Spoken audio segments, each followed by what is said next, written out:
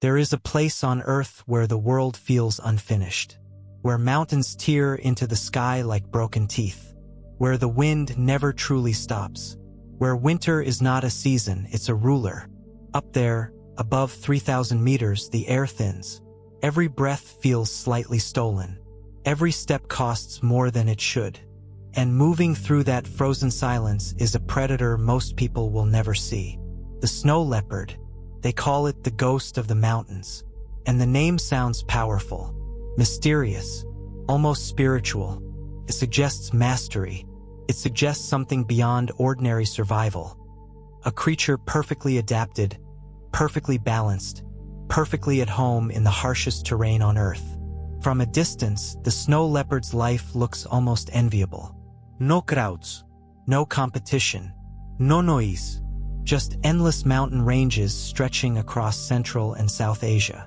Cliffs painted in snow, sunlight reflecting off ice, a solitary hunter ruling a kingdom of stone. But here's what the photographs don't show. This isn't a kingdom, it's a test.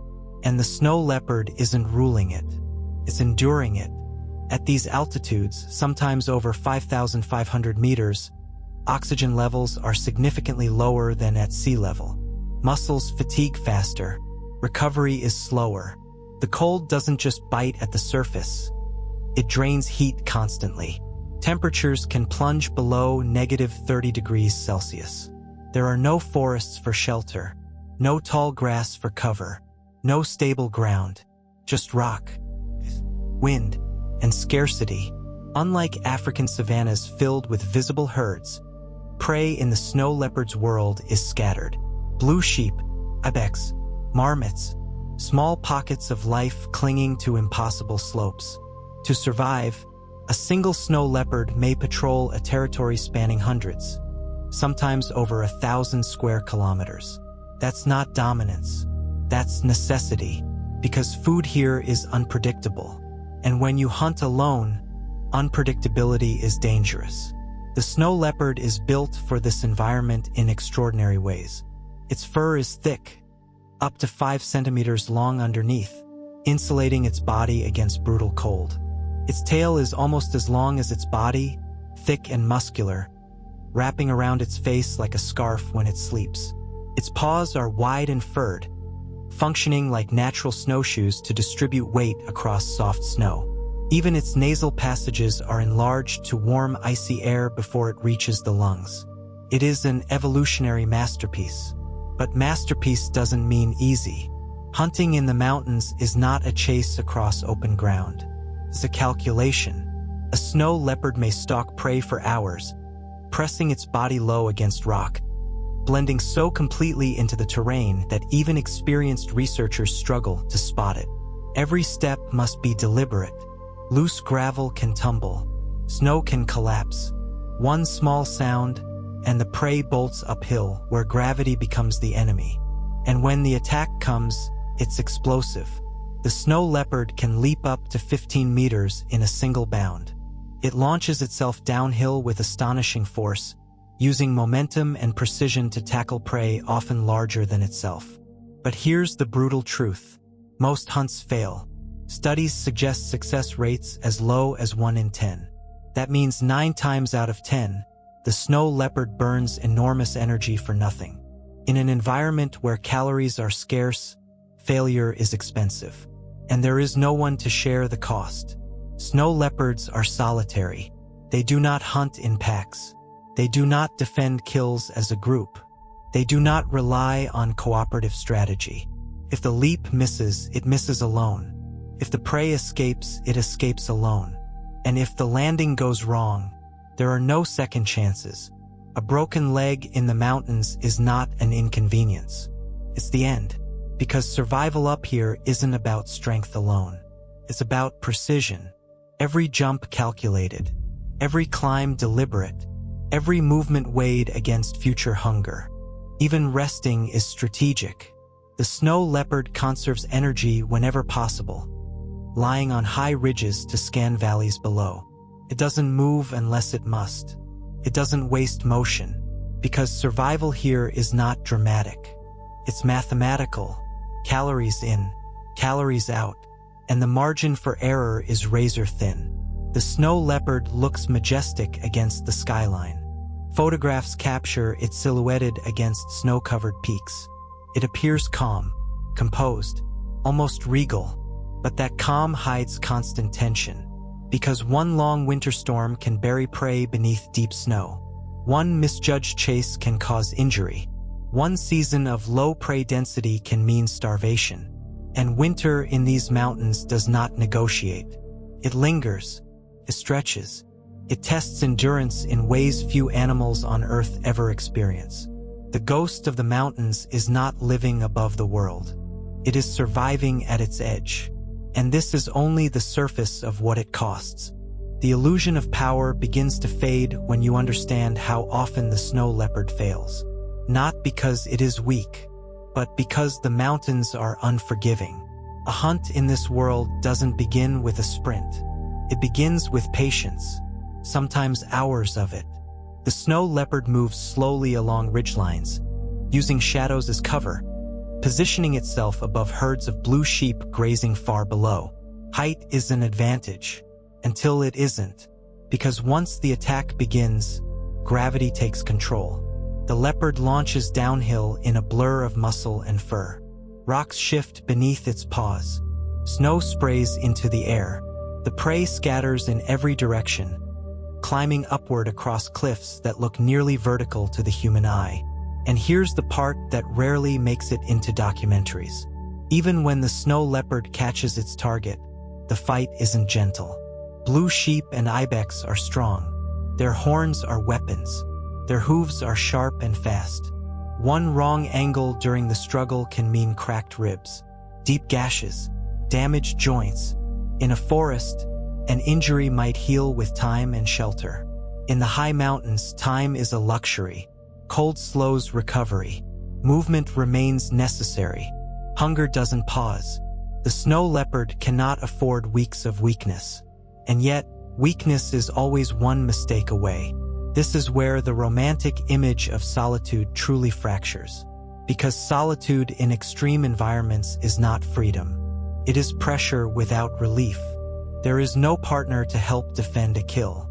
Once prey is taken down, the snow leopard drags the carcass to a secluded area, often uphill, sometimes over astonishing distances.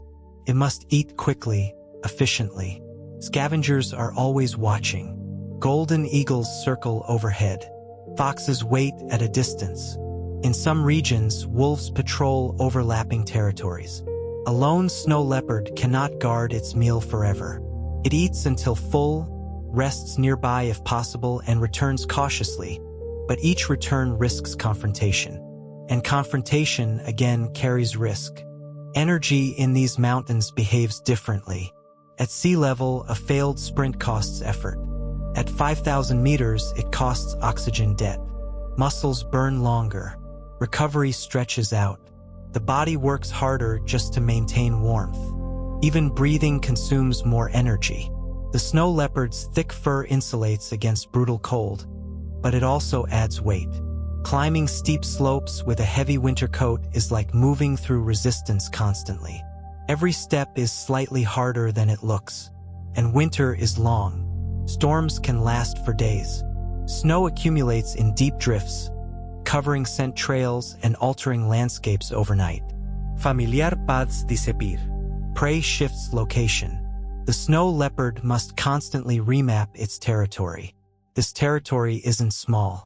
A single male may range across more than 1,000 square kilometers. That's not an empire of abundance. It's a vast area of scarcity. To maintain it, the leopard scent marks rocks and scrapes the ground, leaving signals for rivals. Direct fights are rare, but they do happen.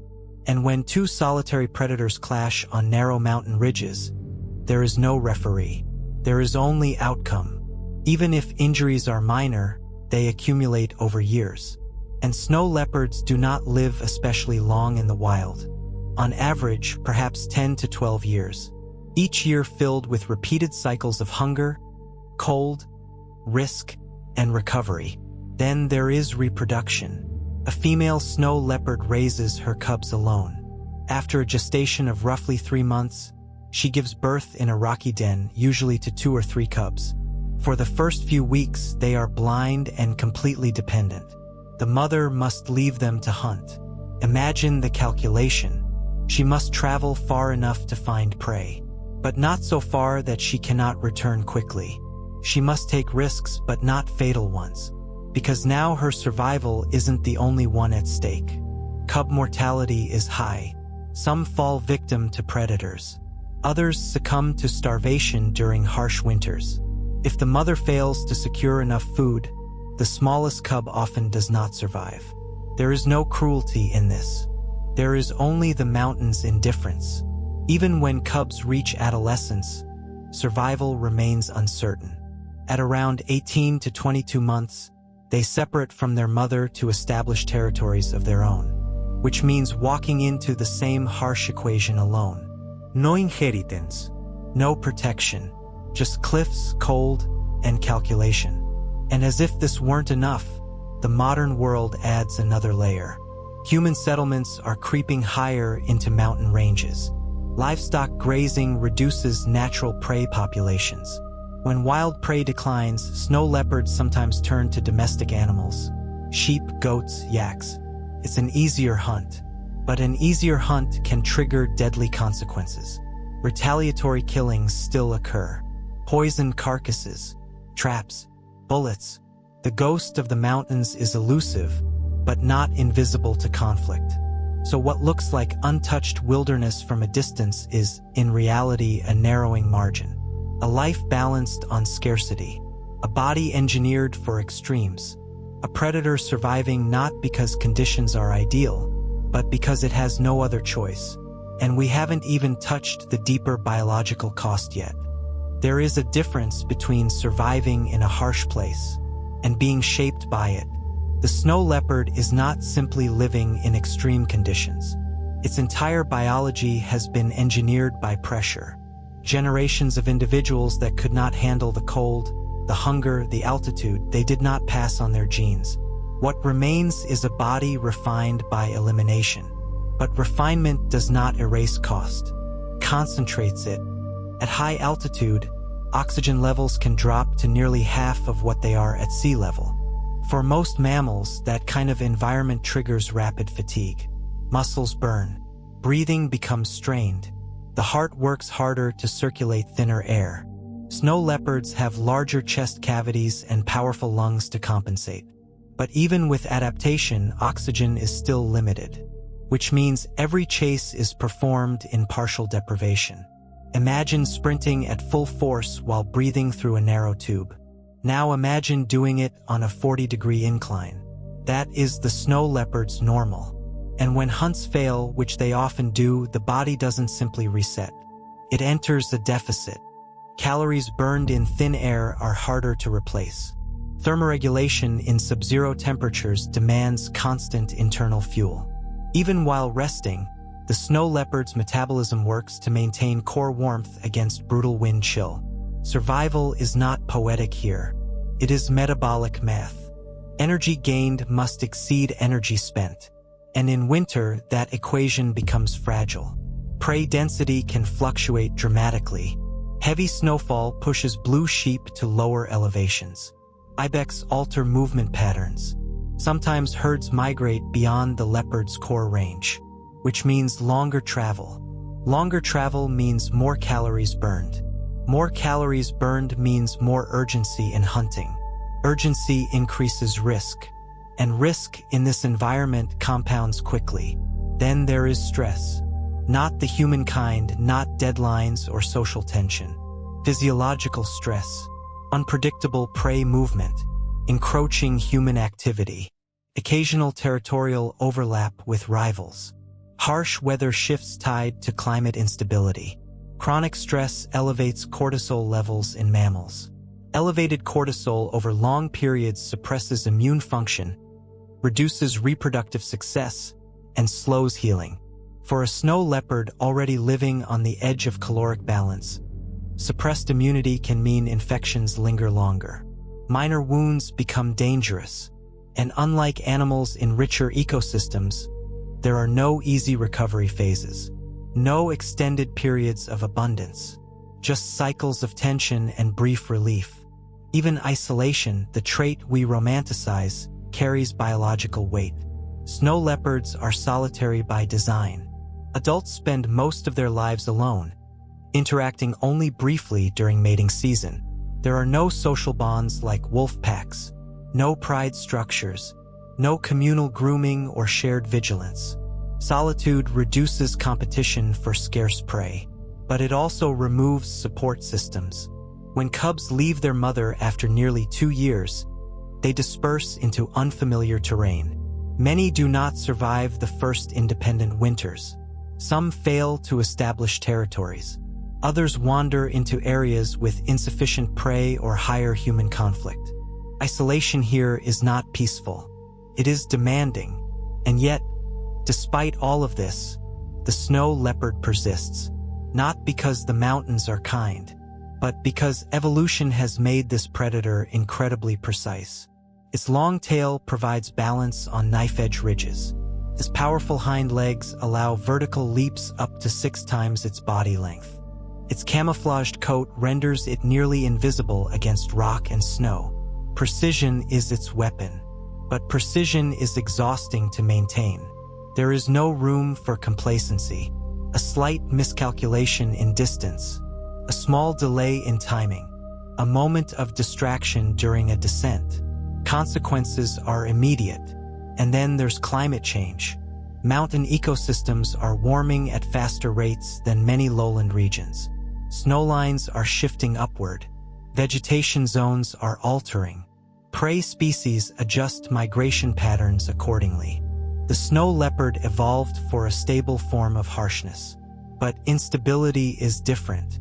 When patterns change too quickly, even the most specialized predator struggles to recalibrate. Habitat fragmentation further squeezes populations into smaller pockets. Roads carve through valleys. Mining operations disturb terrain. Livestock graze in previously wild areas. The ghost of the mountains now shares space with expanding human footprints, which means the equation grows tighter.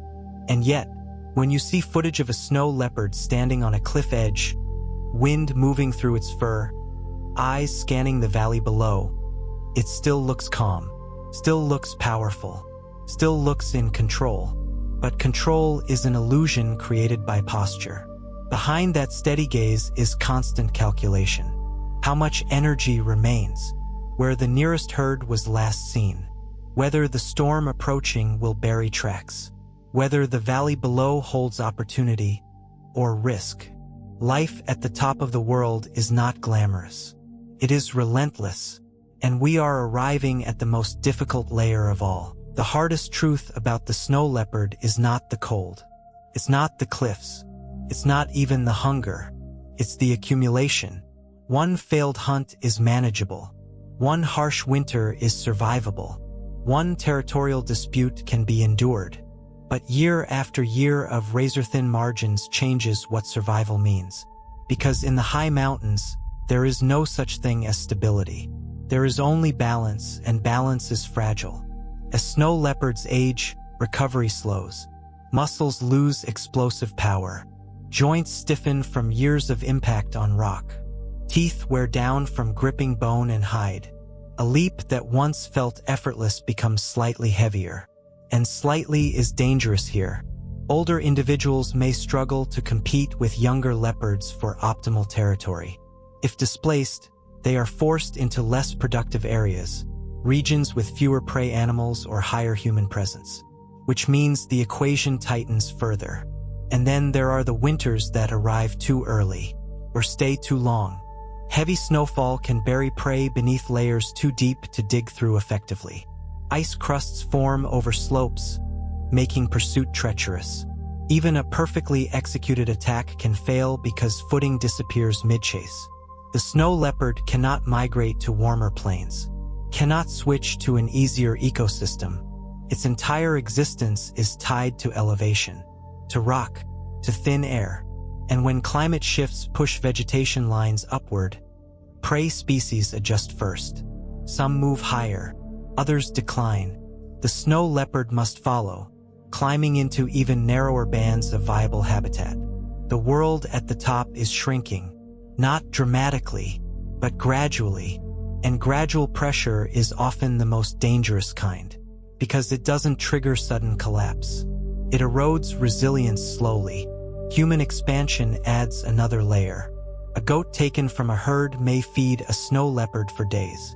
But for a herder, that goat represents income, security, survival.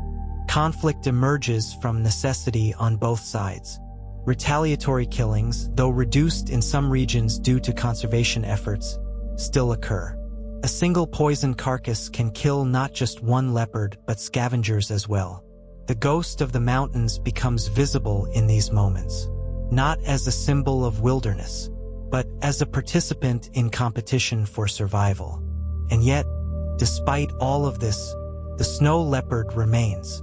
It does not dominate through numbers. Global population estimates suggest only a few thousand individuals remain in the wild. They are scattered across 12 countries, fragmented into isolated pockets of habitat. Small population, massive range, enormous pressure. By most definitions, that sounds fragile. But fragility and resilience often exist side by side, because the snow leopard is not built for comfort. It is built for precision. Every movement economical, every adaptation purposeful, every behavior refined by centuries of pressure. Its thick tail doubles as insulation and balance. Its enlarged nasal cavities warm freezing air. Its camouflage turns it into moving stone. It survives not because conditions are favorable, but because it has become extraordinarily efficient within unfavorable ones. And maybe that's the deeper shift. It doesn't suck to be a snow leopard because the animal is weak. It's brutal because the environment is brutal. Life at 5,000 meters is unforgiving to everything. The snow leopard simply represents what it looks like to endure that reality at the top of the food chain. There is no applause in the mountains, no audience for the successful hunt, no sympathy for the failed leap, no mercy during lean winters, just wind across stone, and a solitary figure moving through it. When we see images of a snow leopard standing against a skyline of white peaks, we see beauty. And the mountains are beautiful. But beauty does not mean ease. Beauty does not mean abundance. Beauty does not mean safety. It means contrast, life holding its shape against overwhelming forces. The ghost of the mountains is not thriving in paradise. It is surviving in one of the hardest ecosystems on Earth. Silently, precisely, relentlessly, and perhaps that is what makes it truly powerful. Not dominance, not comfort, but endurance where almost nothing else can remain. The mountains are breathtaking, but they are not gentle, and neither is the life that walks across them.